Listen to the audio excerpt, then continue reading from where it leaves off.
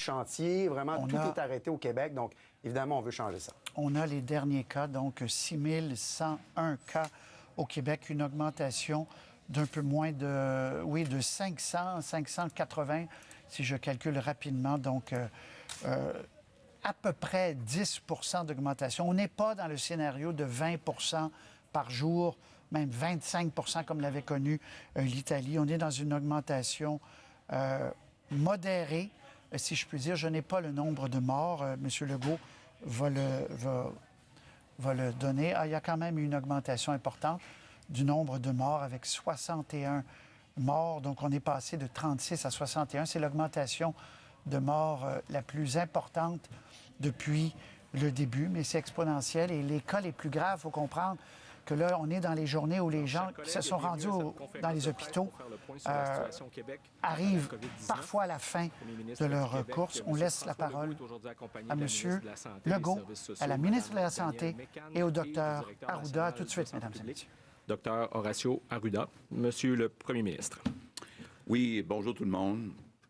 Avant de vous parler du bilan quotidien, je veux revenir un peu sur les résultats de façon générale et puis sur la raison pourquoi on fait tous les efforts, pourquoi on demande tous les efforts aux Québécois. D'abord, je le rappelle, ça a l'air simple, mais on a un virus donc qui se transmet d'une personne à une autre personne. Donc, c'est assez simple. Ce qu'on veut, c'est d'avoir le moins de gens possible qui aient des contacts. Donc, c'est pour ça qu'on a été un des premiers États en Amérique du Nord à interdire les rassemblements, ensuite à fermer les écoles, ensuite à fermer toutes les entreprises et les commerces qui ne sont pas essentiels dans notre vie là, des prochaines semaines.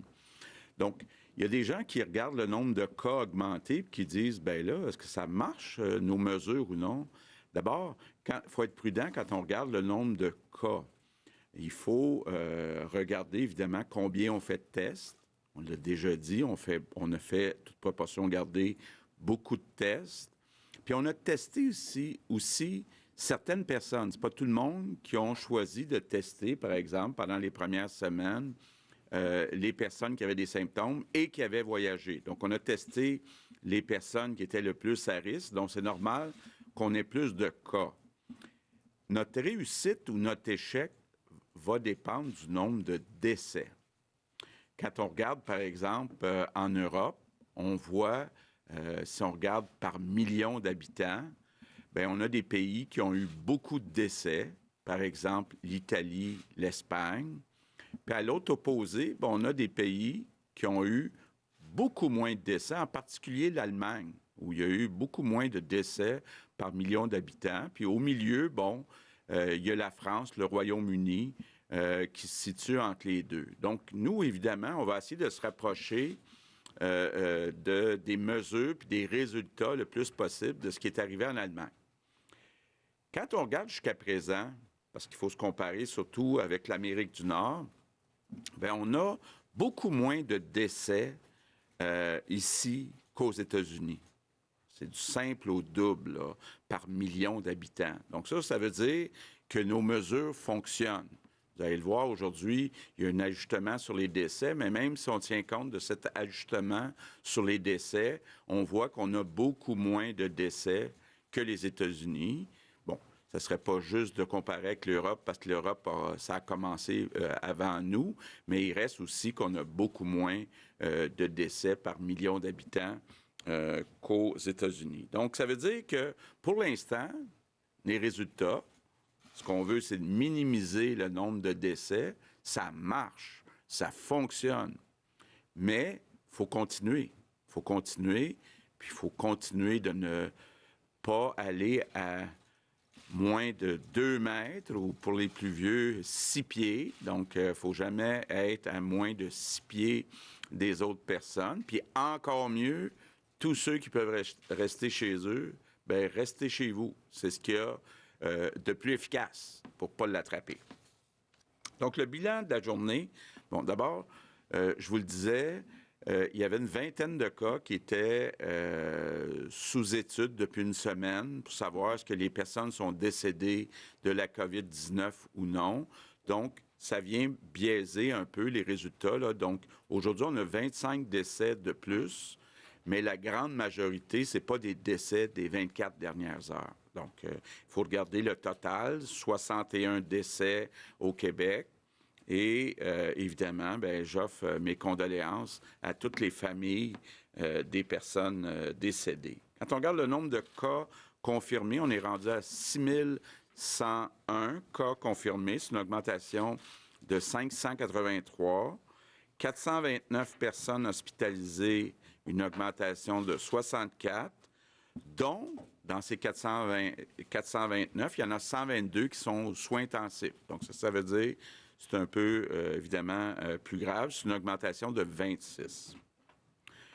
Je veux vous dire qu'on travaille très fort actuellement, entre autres les scientifiques de la santé publique, pour vous présenter des projections. Donc, être capable de vous dire, voici, selon différents scénarios, quels vont être les résultats qu'on anticipe dans les prochaines semaines, les prochains mois. On vise à vous déposer une présentation mardi. Donc, il y a des rencontres qui vont avoir lieu en fin de semaine pour finaliser tout ça. Mais moi, je veux dire, là, ce sont des scientifiques qui préparent avec le docteur Arruda ces projections. Bon, un mot sur les équipements médicaux, donc les masques, les gants, les blouses en particulier.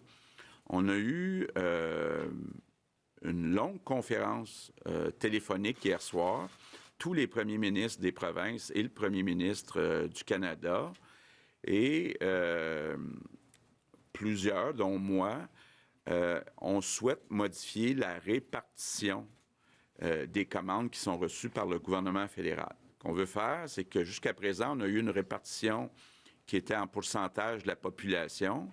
Par contre, on se rend compte que dans les grandes villes, comme Montréal, comme Toronto, toute proportion gardée, il y a plus de cas que dans les régions plus éloignées. Donc, je pense que ça serait normal que pour les grandes villes comme Montréal et Toronto, que toute proportion gardée, il y ait plus d'équipements médicaux de transférer du gouvernement fédéral pour bien répondre aux besoins de la population.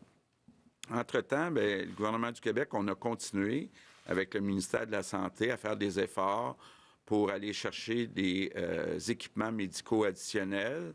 On a une petite amélioration. On était à 7 jours d'équipement. Là, on tombe à 8 jours. Donc, on a gagné une journée. C'est pas beaucoup, mais quand même, on a maintenant pour 8 jours d'équipements médicaux. Maintenant, un mot pour les petites entreprises. Ce matin, le ministre de l'Économie, Pierre Fitzgibbon, a annoncé un programme des fonds locaux qui vont être distribués partout au Québec pour les petites entreprises. C'est important. Là, on a fait le choix, plutôt que de gérer ça à Québec, de décentraliser les fonds. Donc, ce sont les localités, les régions, ce qu'on appelle les MRC, qui vont gérer ces fonds-là. Ce sont ces gens-là en région qui connaissent le mieux les petites entreprises en région. Donc, c'est eux autres qui sont le mieux placés pour savoir qui aider parmi ces entreprises-là. Donc, ce sont des fonds au total de 150 millions. Maintenant, mes remerciements du jour. On parle beaucoup de nos anges gardiens avec raison, mais on a aussi beaucoup de gens qui donnent des services essentiels qui ne sont pas toujours très bien payés. Je pense entre autres caissiers, caissières, dans les supermarchés, dans les dépanneurs, dans les pharmacies. Je pense à tous ceux qui font de la livraison.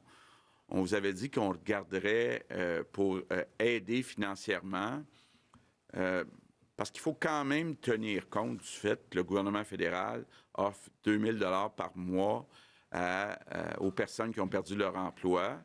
Donc, c'est un petit peu, en tout cas, ça pouvait être perçu comme injuste que des personnes gagnent moins que 2 000 $ par mois en travaillant dans des services essentiels. Donc, le ministre des Finances et le ministre du Travail, donc Éric Girard, Jean Boulet, vont cet après-midi annoncer un programme. En gros, là, ce qu'on propose, c'est d'augmenter le salaire de ces personnes-là de 400 $ par mois pour 4 mois, donc 1 600 $ par personne pour ces travailleurs-là là, que je remercie du fond du cœur pour le travail que vous faites dans des conditions qui sont difficiles. Puis là, bon, on vient poser aussi un geste concret. Je veux aussi dire, dans les mesures qui ont été annoncées hier, bon, ça incluait pas toutes les infirmières auxiliaires du secteur privé, ambulanciers. Tu es en train de tout regarder ça. On devrait rapidement là, corriger le tir et annoncer des bonnes nouvelles. Donc, je termine avec mes 3 priorités. On ne sort pas de chez soi, sauf si c'est nécessaire. Si on sort de chez soi, on reste à moins de 6 pieds, 2 mètres des autres personnes. Puis quand on revient à la maison, on se lave les mains avec du savon pendant 20 secondes. Puis si tout le monde continue de faire des efforts, moi, je pense qu'on va continuer d'avoir des meilleurs résultats que les autres. Et vous allez le voir dans nos projections la semaine prochaine, là, il y a des centaines de vies, même des milliers de vies qui sont en jeu selon qu'on respecte ou non les consignes. Donc, très important de suivre les consignes qu'on vous donne. Il y a des vies qui sont en jeu. Merci beaucoup.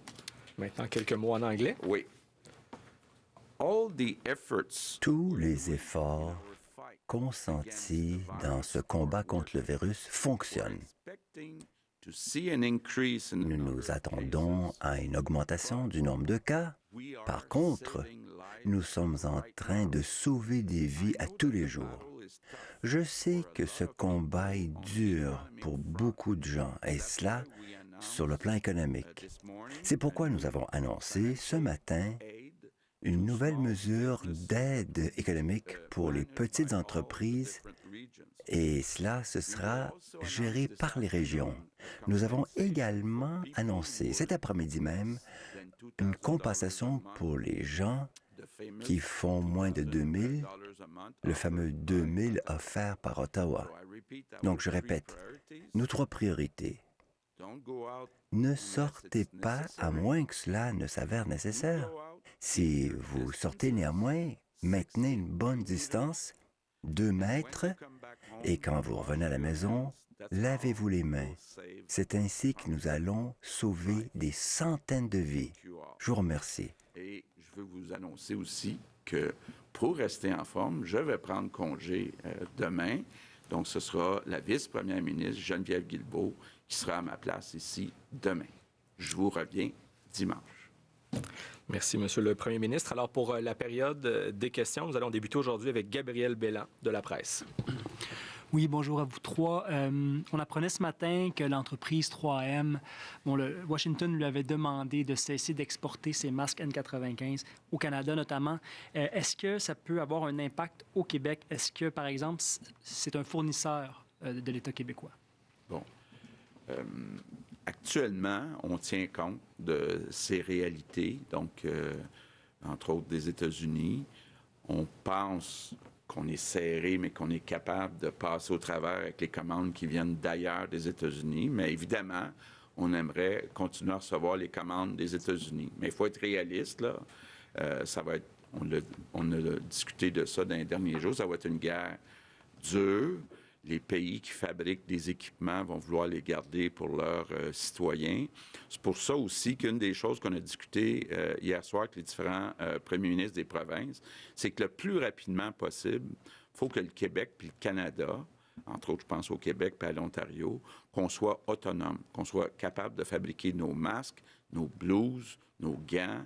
Donc, évidemment, là, on se fait un peu prendre de court, mais on a actuellement des entreprises au Québec, en Ontario, qui travaillent là-dessus. Moi, je suis optimiste que dans les prochains mois, on va être capable d'y arriver parce qu'effectivement, faut être réaliste. Ça va peut-être être difficile de continuer à recevoir certaines commandes des États-Unis.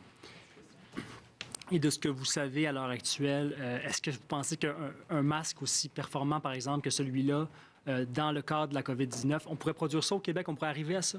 Bien, on peut. Entre le Québec et l'Ontario, on pense qu'on est capable de fabriquer des masques N95 et des masques de procédure, là, les masques chirurgicaux.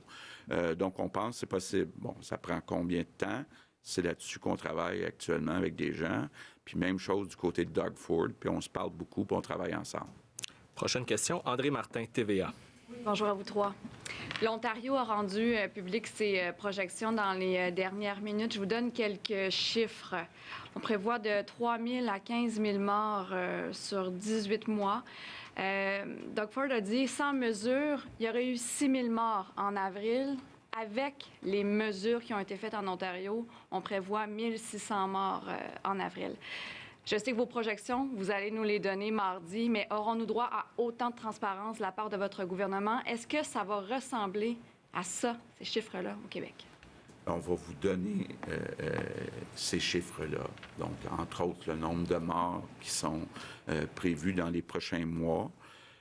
Évidemment, comme Doug Ford le fait, c'est pas une science exacte, donc c'est plus une espèce là, de minimum, maximum. Là.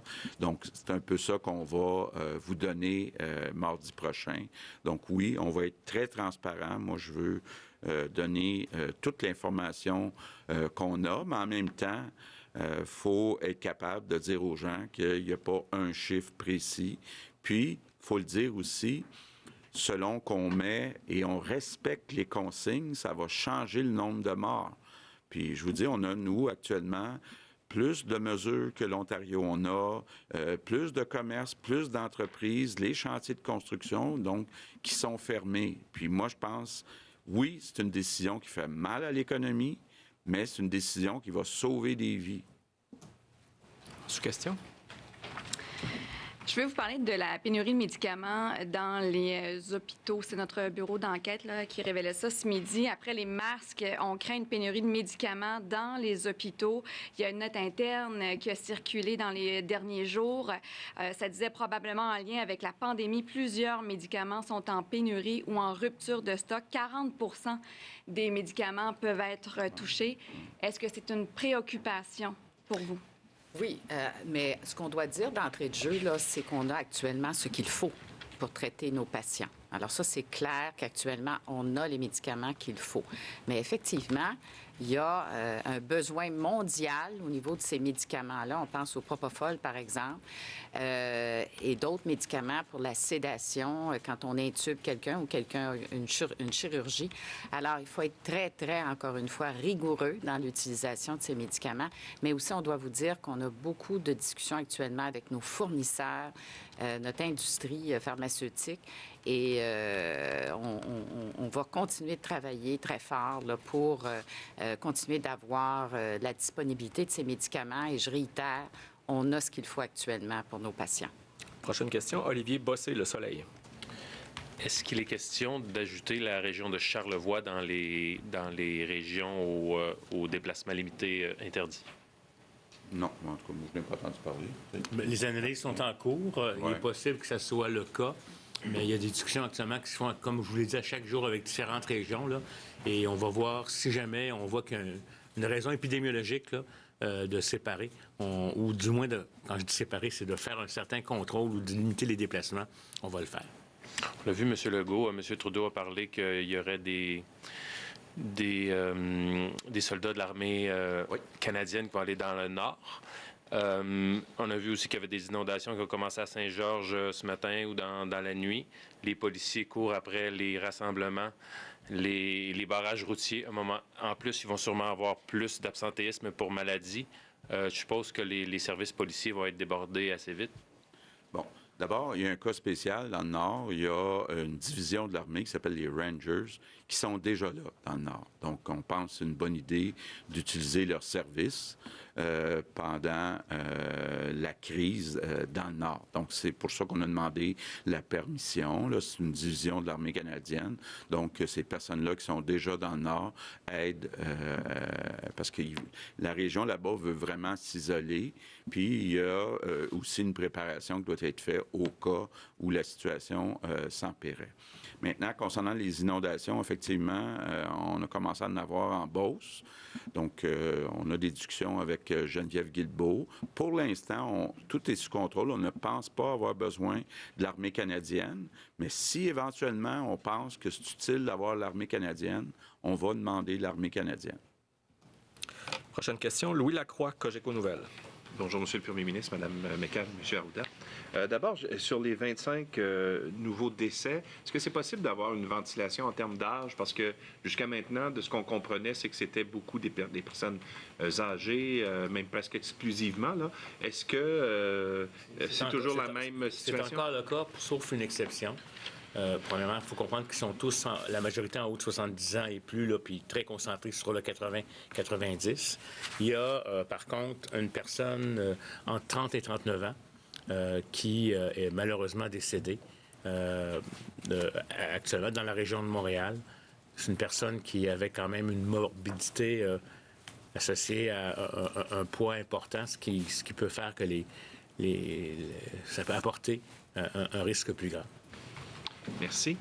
Mon autre question, vous y avez partiellement répondu, M. Legault, mais je voudrais susciter savoir à plus long terme. Quand vous avez parlé de l'autonomie en termes d'équipement, là, on sait qu'au fil des ans, on avait une industrie qui était florissante, notamment le textile au Québec pendant des décennies, et puis ça s'est effrité au profit de l'Asie, puis de sorte que maintenant, on en fait presque plus du textile chez nous. C'est un exemple, mais il y a aussi d'autres secteurs qui sont touchés aussi. Est-ce que ce qui se passe en ce moment, avec la pénurie d'équipements qu'on a, tout ça, est-ce que ça suscite un questionnement chez vous à savoir s'il ne devrait pas y avoir une espèce de politique, mais à long terme, là, pas juste pour régler cette question-là qui est présente maintenant, là, pour essayer d'avoir une politique d'autosuffisance en termes de matériaux aussi importants, d'équipements aussi importants que ceux-là? Absolument. Je pense que s'il y a une leçon qu'on tire de la crise actuelle, c'est qu'on devrait être autonome pour les biens qui sont essentiels, puis l'équipement médical, c'est un bien essentiel. Faire remarquer, on a encore de l'expertise dans le secteur du textile, mais le défi, c'est d'avoir le tissu qui protège. Donc, c'est plus de ce côté-là là, qui est l'enjeu actuellement. Mais on pense être capable. Là, il y a une question de temps, mais d'arriver. Puis je pense que si on regarde à plus long terme, bien effectivement, tous les équipements médicaux, toute la production qu'on a besoin pour donner des soins à la population, il va falloir être autonome. Je pense aussi dans le domaine des produits alimentaires, donc entre autres fruits et légumes. On sait que nous, l'hiver, on dépend beaucoup des pays où c'est plus chaud. Donc, on veut être capable, entre autres avec les serres, puis le fait qu'on ait un coût d'électricité qui est très bas, d'être capable de produire davantage localement, puis d'être autonome du côté de la consommation de nos aliments, parce qu'on le voit, là, on n'aurait peut-être pas pensé ça il y a un mois ou deux, mais un des services essentiels, c'est de nourrir la population. Donc, ça veut dire toute la chaîne alimentaire, de l'agriculteur jusqu'à la transformation. On le voit actuellement, on a eu un défi là, qu'on est en train de relever du côté des abattoirs.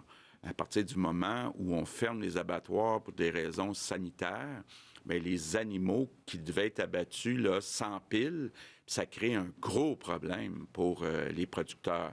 Donc, tout ça, là, il va falloir réfléchir effectivement, toute la chaîne alimentaire, s'assurer que s'il arrivait une autre crise, à un autre moment donné dans notre vie collective, bien, qu'on soit capable d'être autonome. Merci. Maintenant, si je peux me permettre à mon tour, Marc-André Gagnon, du Journal de Québec, Journal de Montréal. Vous allez donc offrir des primes temporaires pour les employés du réseau de la santé, de 4 de l'heure de plus pour les préposés. Vous venez d'annoncer que vous allez aussi aider les bas salariés. Maintenant, il y a encore des discussions là, avec les médecins spécialistes. Il y avait un projet d'entente qui prévoyait, là, en raison de la pandémie, un forfait qui pouvait leur apporter jusqu'à 1 950 $ par jour. Est-ce que c'est nécessaire de bonifier de la sorte la rémunération des spécialistes, M. le Premier ministre? Ou Mme la ministre. Oui. Bien, je peux peut-être juste commencer pour le cadre, et puis après, Daniel, l'intention, le principe. Il n'est pas question d'augmenter l'enveloppe de rémunération des médecins spécialistes. Ça, c'est très clair. Là, il y a une enveloppe annuelle, mais étant donné qu'on a différé beaucoup de chirurgies, bien, c'est sûr que la partie où ils sont payés à l'acte est différente. Il y en a actuellement des spécialistes qui font le travail d'un médecin de famille. Donc, comment on fait pour les rémunérer? Mais le principe, là, c'est de dire on respecte l'enveloppe totale pour les spécialistes, mais on va essayer de trouver une formule avec Daniel pour la nouvelle façon de faire qu'on vit actuellement.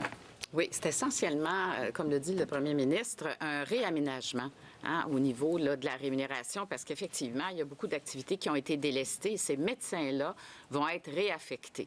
Alors, il faut prévoir leur rémunération, puis différentes circonstances aussi. Puis j'en profite pour dire que, effectivement, il y a des médecins qui vont, par exemple, travailler dans des secteurs autres, dans le milieu hospitalier, mais aussi en CHSLD.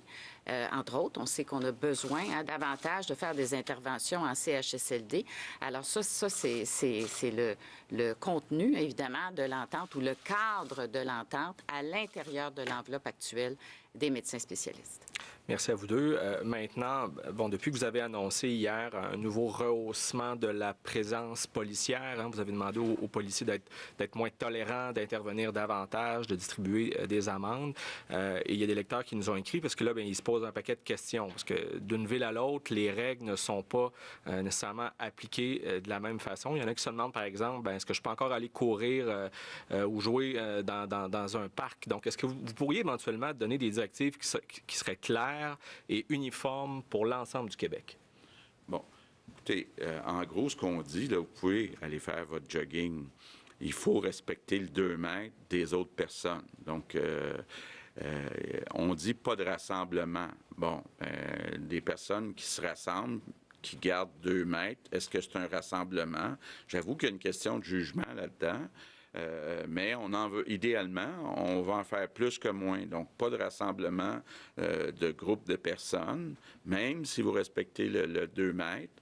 Donc, évidemment, il y a une partie de jugement dans tout ça, mais quelqu'un qui, de façon intentionnelle, ne veut pas respecter les consignes, bien oui, on a déjà commencé à donner des contraventions. Merci. Prochaine question, Patrice Bergeron, La Presse canadienne. Bonjour à vous. La question s'adresse à Dr Arruda. Chaque jour, vous faites état du nombre de cas confirmés de personnes infectées, mais compte tenu que le dépistage vise une clientèle plus particulière, que des gens peuvent attraper le virus sans le déclarer ou passer des tests ou sont asymptomatiques, le chiffre officiel peut être sous-estimé. Quelle est votre estimation du nombre de cas réels au Québec? Écoutez, c'est une bonne question que vous nous posez, là. C'est toujours difficile de faire des projections. C'est clair qu'on le sait, c'est la même affaire en grippe et en influenza. Les cas confirmés par laboratoire ou par lien épidémiologique ne sont jamais à la hauteur de la quantité de personnes.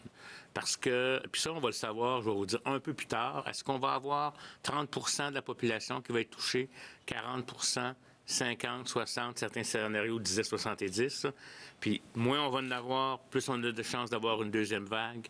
C'est difficile pour moi, là, à ce stade-ci, puis ça va être plus facile quand on va être rendu peut-être au pic, de vous dire un petit peu l'estimation qu'on a par rapport à ça. Mais c'est clair que c'est une sous-estimation. C'est une sous-estimation partout, parce que, il y a des personnes qui ont été asymptomatiques, qui ont guéri, qu'on ne comptera jamais. OK? Plus il va en avoir des gens comme ça, plus ça veut dire qu'une immunité de masse, mieux ça va être pour la repénétration du virus, il va en avoir moins. Mais je ne suis pas capable, à ce stade-ci, de vous dire c'est pour chaque cas, il y en a 10 autres, pour chaque cas, il y en a 4. On va regarder ça en fonction de notre épidémiologie qu'on a chez nous, là, parce qu'on pourra regarder selon l'épidémiologie de l'Italie ou autre. C'est pas les mêmes conditions. Parce que, n'oubliez pas non plus que maintenant, on a mis des mesures très intenses. En mettant ces mesures-là, le taux d'infection par cas va en diminuant. C'est sûr que je pourrais vous dire que le taux d'infection dans la population de Montréal est probablement plus grand que celui en Gaspésie. Hein, parce qu'il n'y a pas eu de circulation. Fait que il y a trop d'hypothèses pour que scientifiquement, je me sente à l'aise de vous donner un chiffre actuellement. En sous-question? Sous-question, vous avez vu l'incident qui s'est passé hier soir à Montréal.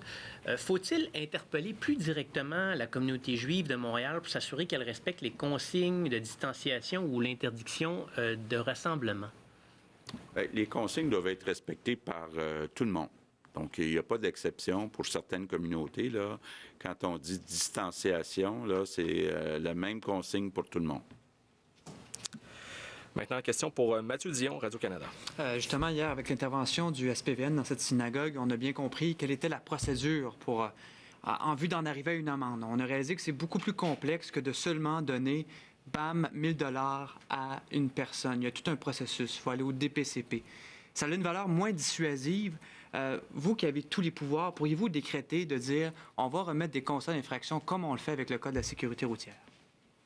On n'exclut rien actuellement, mais on pense que le système, même si c'est un peu lourd, fonctionne. Évidemment, il peut y avoir des contestations, puis bon, c'est normal, là, les gens peuvent dire c'est faux, ce qui a été constaté, mais je pense que pour l'instant, on est satisfait de la méthode de fonctionnement. Et dans la même veine, puisque vous pourriez éventuellement ajouter davantage de pouvoir ou davantage de contraintes, l'utilisation des appareils de téléphone cellulaire. Ouais. Pourriez-vous y avoir recours pour repérer des gens qui sont malades, pour s'assurer qu'ils ne bougent pas? Où est-ce que vous en êtes dans cette réflexion-là? Bon. La Sûreté du Québec est en train de faire une analyse pour voir si on pourrait utiliser la géolocalisation, entre autres, via les cellulaires. Mais c'est important de le dire, là, pour l'instant, on n'a pas utilisé cette méthode, puis à court terme, on n'a pas l'intention de l'utiliser. Est-ce que, si la situation était différente dans une semaine, dans 2 semaines, on accepterait la proposition de la Sûreté du Québec? Peut-être. Mais pour l'instant, on n'a pas d'intention. Maintenant, question par courriel qui nous a été envoyé par Marco Belair Cirino du Devoir. Outre des masques, des gants et des blouses de protection, de quel matériel, des médicaments par exemple, le gouvernement québécois cherche-t-il à acquérir pour traverser la crise sanitaire actuelle? Bien, il y a peut-être un item que vous avez oublié dans la liste, c'est le fameux réactif là, pour analyser les tests, pour voir si les gens sont positifs ou négatifs. Mais on travaille là-dessus, puis je suis confiant qu'on va arriver à c'est comme une espèce de formule. Là. Actuellement, la formule est testée à Winnipeg, puis une fois qu'elle va fonctionner, on va être capable de faire le mélange nous-mêmes. Là. Et sur les médicaments, comme je l'ai dit tout à l'heure, on a beaucoup de liens avec nos fournisseurs, l'industrie pharmaceutique, alors ça va bon train, mais je veux prendre cette opportunité-là pour remercier les pharmaciens d'établissement, mais les pharmaciens aussi qui sont dans des pharmacies communautaires, pour les médicaments en général, puis aussi pour toutes les interventions cliniques qu'ils font et qu'elles font, parce que, vous comprenez, là, c'est essentiel, ce rôle-là de nos pharmaciens actuellement, et on sait qu'ils font beaucoup d'interventions avec la population à distance, beaucoup de livraisons en établissement, beaucoup d'interventions également, puis ce sont des gens qui sont des experts des médicaments. Alors, ils nous aident beaucoup, justement, dans la gestion des médicaments la plus rigoureuse possible, au grand bénéfice de notre population. Alors, moi, je prends cette opportunité pour les remercier pour tout le travail qu'ils font. Merci. Maintenant, concernant cette fameuse projection que vous apprêtez à nous dévoiler, pourquoi seulement présenter le scénario qui est le plus probable et non pas les scénarios optimistes et pessimistes? Docteur Arruda, est-ce que vous craignez là, de démobiliser les gens ou encore de trop attiser leurs craintes en leur communiquant toutes ces informations sur la propagation de la COVID-19? Je peux peut-être commencer à répondre à la question. D'abord, on n'exclut pas la possibilité, effectivement, de présenter plus qu'un scénario. Donc, c'est probablement, d'ailleurs, ce qu'on va faire, là, de présenter quelques scénarios. Oui, bien écoutez, premièrement, je veux juste vous dire qu'avant de commenter quoi que ce soit sur ce qui a été fait ailleurs, je vais en prendre connaissance au point de vue scientifique. Moi, même si je suis un vulgarisateur de certaines informations, c'est important de bien comprendre la méthode. Puis je travaille ça pas seul avec des scientifiques de l'Institut national, des gens qui travaillent au ministère, etc. Vous savez, donner des tops, des bas, puis des extrêmes, on peut en donner tout un range. Puis c'est sûr que quelque part, nous, on aimerait quand même, sans dire que le scénario est le parfait, d'avoir une bonne analyse de ce qui s'est passé ailleurs, d'avoir une bonne analyse de ce qui est en train de se passer au Québec aussi, là, parce que souvent les gens aimeraient qu'on nous dise quand est-ce que va être le pic exactement, quand est-ce que... Puis il ne sera pas à la même date à Montréal par rapport en Gaspésie. On est en train de discuter tout ça, les éléments, puis c'est pas par manque de transparence, c'est qu'on veut, quand on va vous donner des chiffres, on veut s'assurer qu'ils soient le plus fiables possible. Pas fiable à dire que ça va être la vérité, parce que c'est seulement après qu'on est capable de voir ce qui est arrivé. Mais disons que les gens, là, puis c'est pas rien qu'une question de décider au niveau du gouvernement, nos scientifiques veulent avoir, avant de communiquer quelque chose. Parce qu'on pourrait vous dire, ça va être comme la grippe espagnole, puis ça va être, comprenez-vous, ça, c'est le genre de scénario qu'on peut voir en termes de range. Puis on veut documenter le plus possible des choses. Puis déjà, on observe certains impacts de nos interventions. Puis c'est pas moi tout seul, c'est véritablement que nos scientifiques. On pense que quand on communique quelque chose aux gens, il faut avoir une certaine certitude. Sinon, si on a une trop grande marge de manœuvre ou c'est trop gros, bien, ça n'aide pas en termes de prendre des décisions. Puis ce qui est très important, à mon avis, oui, c'est des chiffres, les scénarios. On les utilise pour planifier nos masques, nos soins intensifs, les lits, etc. Mais c'est ce qu'on est en train de faire actuellement. Mais comme le premier ministre vous l'a dit, mardi, vous allez avoir de l'information, mais de l'information avec laquelle nos scientifiques et moi-même, on va être capable de comprendre c'est quoi les tenants, les aboutissants, les limites, puis on va prendre connaissance aussi de ce qui est ailleurs, parce qu'on est très comparé. Mais des fois, on compare des pommes et des tomates, même si elles ont la même couleur, des fois, mais ce n'est pas toujours le même fruit. Merci. Donc, c'est ce qui complète pour nos questions en français. On va maintenant passer en anglais. We'll switch in English with Cathy Sonnet from CBC News. Good afternoon. Bonjour. J'aimerais peut-être un suivi sur la question. L'Ontario a pris les devants avec les projections. Le fédéral projette de le faire bientôt. Monsieur Legault, quelle est l'importance pour vous de présenter des projections aux Québécois et aux Québécoises? Réponse. J'estime, Madame, qu'il nous faut partager les renseignements que nous avons à notre disposition. C'est que jusqu'ici, comprenez-vous, ce n'était pas clair. Quant au nombre de cas, le nombre de mortalités qui étaient prévues dans les semaines, dans les mois à venir, c'est pourquoi nous voulons une analyse plus fine. Nous avons des scientifiques, des savants, qui sont des experts en statistiques, en biostatistiques. Je vais les rencontrer cet après-midi. Et donc, moi, je veux vraiment être sûr avant d'offrir des chiffres que c'est fiable. Question. Madame McCann, pour l'hôpital de Verdun, cet hôpital a été frappé durement par la COVID. Que dire des autres provinces, des autres hôpitaux dans la province?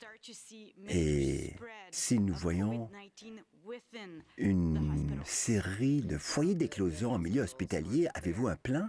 Réponse. Les hôpitaux sont prêts. Cela fait des semaines que nous nous préparons à une telle éventualité. Comprenez-vous qu'on a libéré tout près de 7000 lits et 700 lits en soins intensifs. Ils sont libres en préparation à la population qui en aurait besoin. Nous avons réorganisé les hôpitaux en zone froide et chaude. À savoir que les gens qui ont la COVID-19, ils sont dans la zone chaude et il y a un personnel qui ne va que là et ne fait pas l'aller-retour entre les deux zones. Donc, il y a une séparation très claire et distincte dans chaque hôpital. Mais c'est vrai que de telles situations, des foyers d'éclosion peuvent survenir. À Verdun, c'est tout à fait maîtrisé. Chacun qui a été infecté a été isolé et le personnel qui a été en contact avec les malades se fait dépister, est en isolement. Mais bien sûr, nous voulons prendre toutes les précautions nécessaires. Et en milieu hospitalier, ils ont toutes les précautions nécessaires et planifiées avec les protocoles afférents. Question. Monsieur Legault, il y a des inquiétudes que la Sûreté du Québec a l'intention d'utiliser les données de géolocalisation des cellulaires. Pouvez-vous assurer les Québécois et les Québécoises que leur droit à la vie privée soit respecté? Réponse.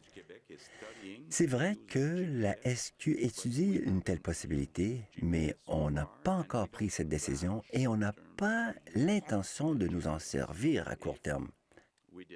Donc, si jamais nous prenons cette décision, je veux m'assurer que nous aurons des réponses sur la protection des données personnelles. Question. Hier, vous avez dit que si les familles veulent sortir leurs aînés des foyers de résidence, ce serait au cas par cas comme décision. Mais qui prend cette décision? Et quelle est la recommandation concrète à cet égard?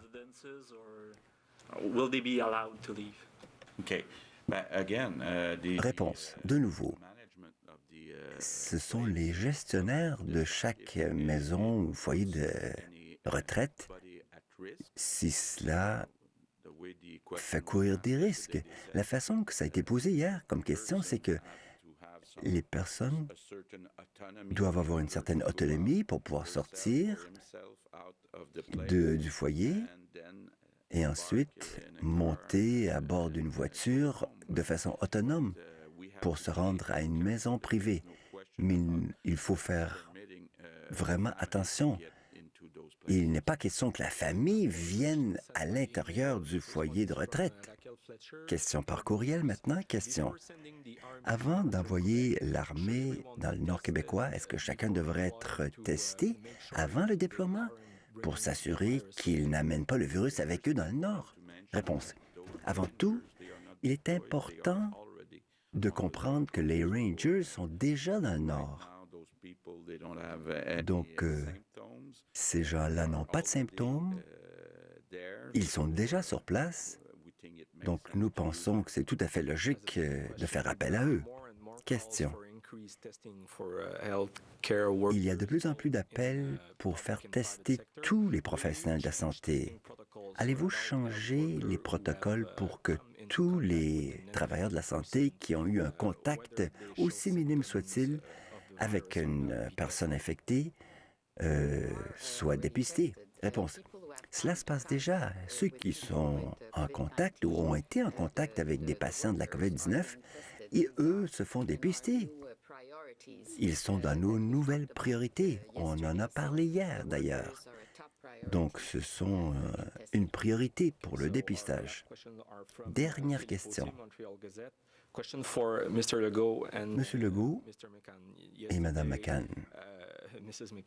Hier, Monsieur Legault, vous avez dit que vous pouviez comprendre les familles qui voulaient sortir leur maison ou leur père en bonne santé d'un foyer de retraite pour la durée de la crise. Il ne faut pas fermer la porte, avez-vous dit. Mme McCann a dit, on se penche là-dessus actuellement. Avez-vous pris des arrangements pour que cela se concrétise? Réponse.